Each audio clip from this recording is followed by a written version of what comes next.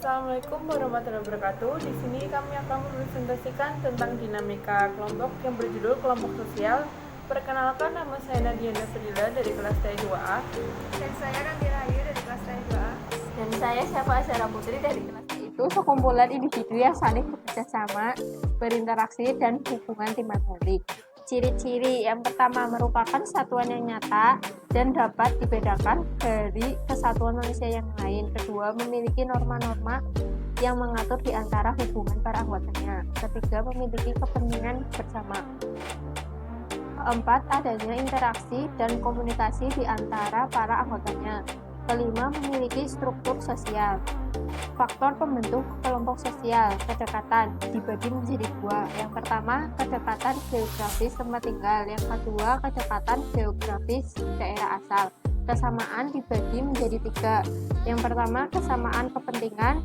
Yang kedua, kesamaan keturunan. Dan yang ketiga, kesamaan nasib.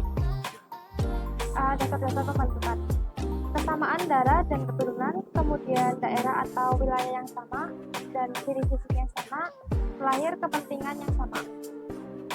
Penyebab terjadinya dinamika kelompok sosial: setiap kelompok sosial pasti mengalami perubahan. Perubahan dalam setiap kelompok sosial ada yang mengalami perubahan secara lambat, namun ada pula yang mengalami perubahan secara cepat. Ada dua sebab yang mengakibatkan terjadinya perubahan atau dinamika di dalam kelompok sosial tersebut. Klasifikasi kelompok sosial berdasarkan atas cara terbentuknya, terdapat kelompok semu sebagai contoh kerumunan massa dan juga publik. Adapun kelompok nyata sebagai contoh kelompok sosial jenis ini yaitu kelompok statistik, kelompok masyarakatan, serta kelompok asosiasi. Berdasarkan kualitas dari hubungan tiap anggota, terdapat kelompok primer di mana hubungan tiap anggota bersifat informal. Adapun kelompok sekunder di mana hubungan dari tiap anggotanya bersifat formal. Berdasarkan ikatan dari para anggotanya, terdapat paguyuban dan juga patembayan. Berdasarkan pencapaian dan tujuan, terdapat kelompok formal yang mempunyai aturan sendiri, serta kelompok informal yang mempunyai tujuan atau kepentingan bersama meski bersifat tidak.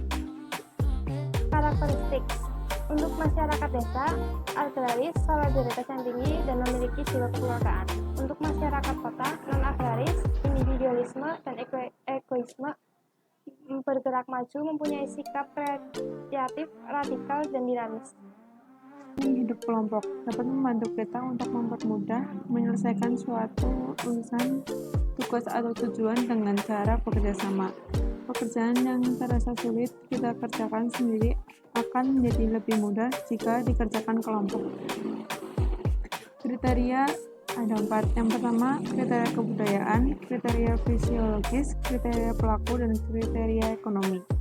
Dan dimensi juga tergolong ada 4: dimensi gerak sosial, dimensi institusi, dimensi demografi, dimensi sikap. Kelompok sosial dalam masyarakat multikultural. Pengertian: hubungan antara kelompok sosial, masyarakat, dan multikultural. Yang pertama, kelompok sosial sebagai unsur pembentuk masyarakat multikultural, dan yang kedua, kelompok sosial sebagai dinamisator masyarakat multikultural. Yang A, individu, yang B, kelompok sosial, dan yang C, masyarakat, dan yang D, masyarakat multikultural. Yang ketiga, kelompok sosial sebagai peningkat masyarakat multikultural.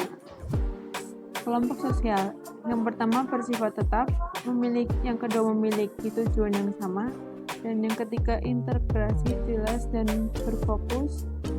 Yang keempat, mengarang pada pembentukan. Yang kedua, kerumusan. Yang pertama bersifat sementara, dan yang kedua tujuan berbeda, dan yang ketiga interaksi tidak terfokus, dan yang keempat tidak memegara pada pembentukan. Dan yang ketiga, masyarakat merupakan suatu kesatuan hidup manusia yang berintegrasi menurut sistem. Kelompok sosial dalam masyarakat multikultural.